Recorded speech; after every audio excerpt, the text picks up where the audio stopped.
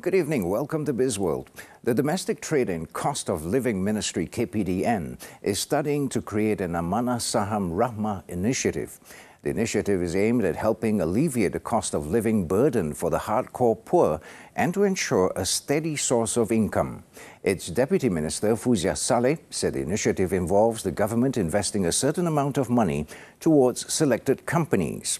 The dividends generated from these investments are then allocated to needy families, while the government retains ownership of the principal amount invested.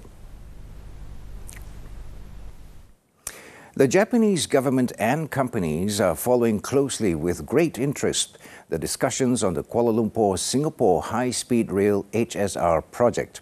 Its ambassador to Malaysia, Katsuhiko Takahashi, opined the Japanese would wait and see the development progress by the private companies before seeking to get involved. We are watching how the private companies are going to propose for this plan, and then we're going to think what Japanese companies and Japanese government can be involved. So we are expecting some developments come so that we can review our engagement. Speaking on the sidelines of the 50th year of ASEAN-Japan Friendship and Cooperation Forum, he said the HSR project has been suspended previously. As such, a lot of discussions would take place between Singapore and Malaysia. He also wished everyone involved to ensure the project to be economically feasible for the benefit of the public. It was reported that the HSR project would be funded fully by the private sector, despite being developed and operated through a public-private partnership. The surge of investment commitments in the digital economy sector is a clear signal of investors' confidence and strong digital economic prospects in the near term.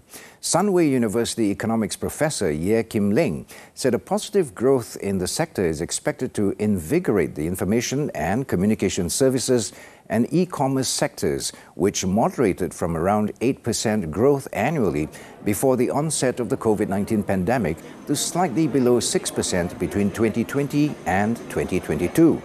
The growth is projected to pick up to 6 and 8% year-on-year in the second half of 2023 on account of the tripling digital economy investment amid contained and sustained consumption growth.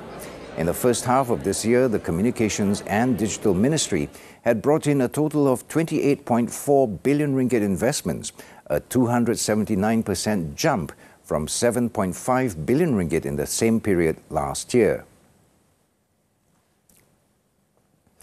A unit under Fitch Solution, BMI, has revised Malaysia's short-term political risks index STPRI score to 71.7 from 72.9 previously.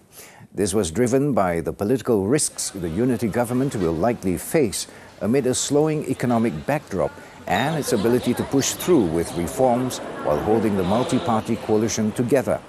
The firm now anticipates greater risks to Malaysia's investment outlook and its gross domestic product GDP growth forecast.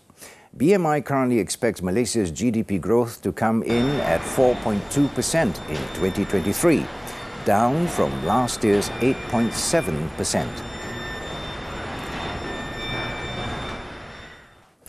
The global semiconductor industry appears to be nearing the end of a down cycle and is expected to begin to recover in 2024. According to US-based industry association, semi-electronic sales are projected to post a healthy quarter-on-quarter growth of 10%. Memory IC sales are also expected to log double-digit growth for the first time since the downturn started in the third quarter of last year.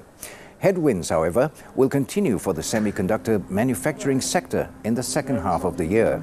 In the meantime, Tech Insights Director of Market Analysis, Boris Metodiev, said market indicators point to a semiconductor industry bottoming at the end of the first half of 2023, and the industry has since started a recovery, setting the stage for continued growth in 2024. And that's our report for Bizworld this time around. I'm Raymond. Thanks for investing your time with us and stay tuned to TV3.